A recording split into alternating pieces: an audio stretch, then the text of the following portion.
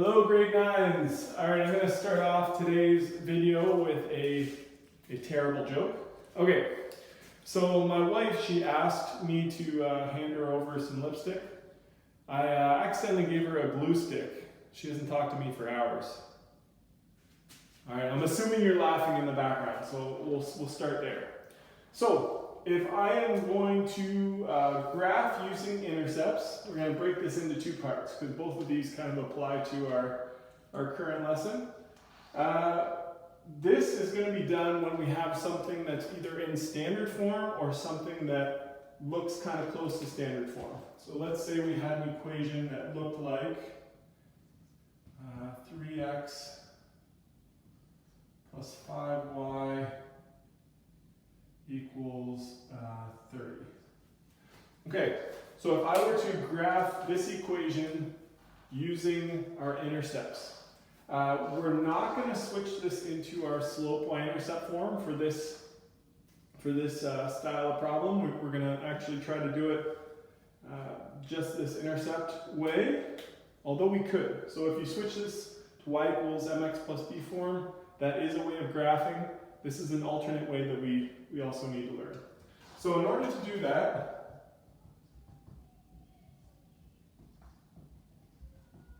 we have to find out what the x-intercept is and what the y-intercept is. Okay, so if we have a linear equation that is not a horizontal or a vertical line, there has to be one of these two. So in order to find an x-intercept, that happens when y is 0. If I want to find a y-intercept, then I have to set my x to be equal to 0. Okay, so what does that look like when we're graphing and when we're finding these values? Well, we're going to take our equation. So we have 3x plus 5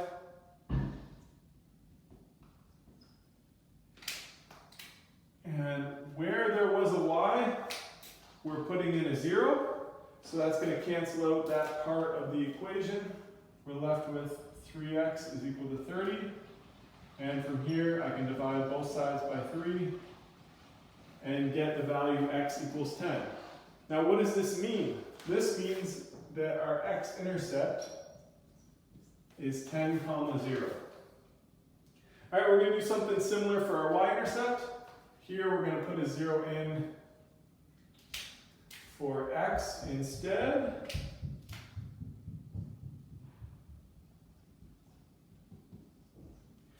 Okay, so this is going to cancel out here, and we're going to be left with 5y is equal to 30.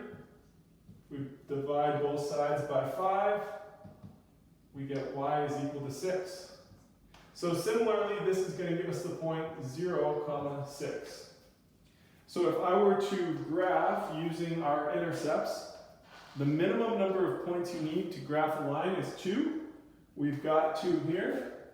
So if I were to sketch out what this one would look like, okay, there's our Cartesian plane here. Here's x and y, our two axes. I would make my way across 10. So let's say this is 10, and this, let's say this is 6 high. We could draw our 2 points, and hopefully I can do this here. All right, not horrible. We've got ourselves a line that would be 3x plus 5y equals 30. Okay, so another way of graphing, plug in some zeros for each value, and it helps you get 2 points. Now, on to parallel and perpendicular lines. Now, if lines are parallel, I think we can agree that they must have kind of the same angle that they're traveling on. But instead of angles, because we haven't been working with angles at all, we need to use a different measure to show that. And how we've been measuring kind of the steepness or the angle of the line, we need to check slopes.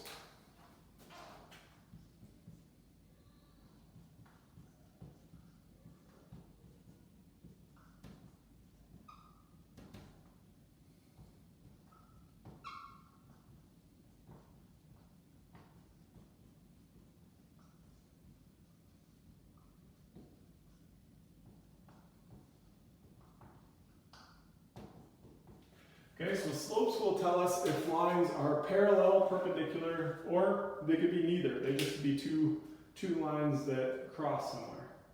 So if I looked at a couple sets of equations here, if we had y equals 3x plus 5 and y equals 5x plus 3.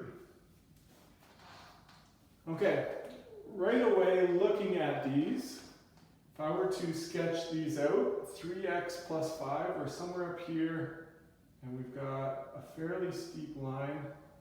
Here, we would start off a little bit lower, but would be a little bit steeper. You know what, these don't look like much of anything, right? These would be our neither option. Okay, they're definitely not parallel, and they're definitely not hitting each other at a 90-degree angle. Okay, so that's our first case. Our next one, if we had, let's say, y equals 1/2 x plus 4, and y equals 1/2 x plus 1. If we were to sketch these out, what would they look like? So let's say this is at 1 and this is at 4. We have something like this. 1/2 as a slope would be, you know, a little bit flatter, but then we'd have the same steepness for our y equals 1/2 x plus 4. So this would be y equals 1/2 x plus 4. And this would be y equals 1/2 x plus 1. So if the slopes are the same number, hey, look at this. We've got ourselves parallel lines. Okay? So if we have two slopes that are the same, and as long as our y-intercepts are just different numbers, because if they're the same number, they're actually just two of the exact same line on top of each other. So if we have same slopes, different y-intercepts, we've got parallel lines. If we've got two numbers, just random numbers in there for our slopes, we know that it can be neither here. We haven't really figured out this perpendicular portion of things yet.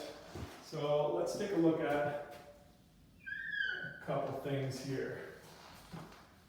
So I usually have a discussion with the class for this one, and we'll try out a few different things here. So one of the first things that students ask is like, well, what if one is positive, one's negative? Would those be perpendicular? So let's say y equals negative 2x, let's say plus 3.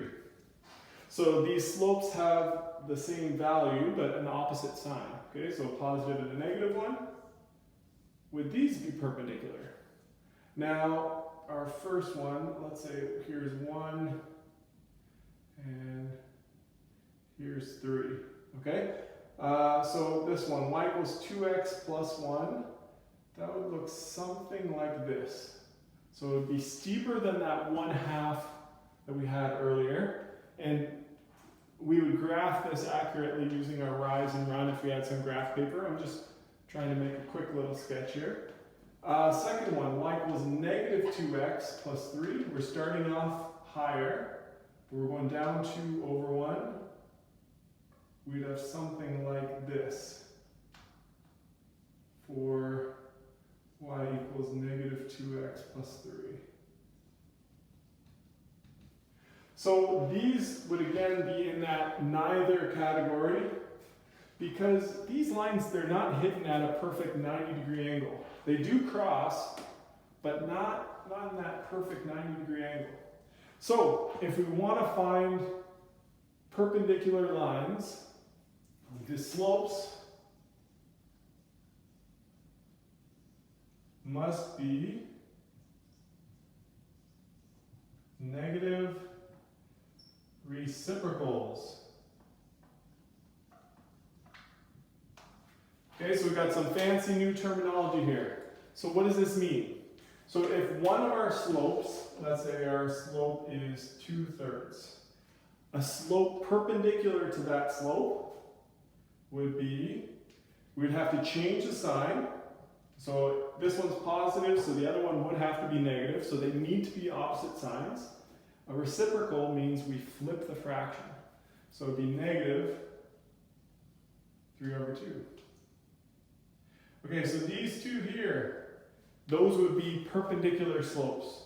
Y-intercept actually has no impact on if two lines are perpendicular. We just really need to focus in on the slopes. What if we had a slope of, let's say, negative 2? So a slope perpendicular to that would have to be positive, and it would have to be the reciprocal. But how do I take, what's the reciprocal of a whole number?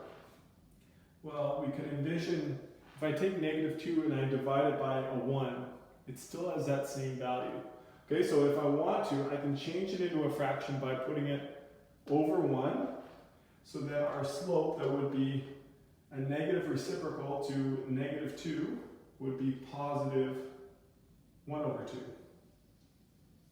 Okay, so let's compare it to this graph here. So let's say instead of negative 2x plus 3, I'm going to take a negative reciprocal of positive 2 would be negative 1/2. Negative 1/2 plus 3 would be going down 1 over 2, let's say somewhere around here. So this line and this line, if drawn accurately, would meet at a 90-degree angle, and then we would have two perpendicular lines. All right, so hopefully that clears things up a little bit. Ask me some questions, and I'll try my best to get back to you as soon as I can. All right, see you later.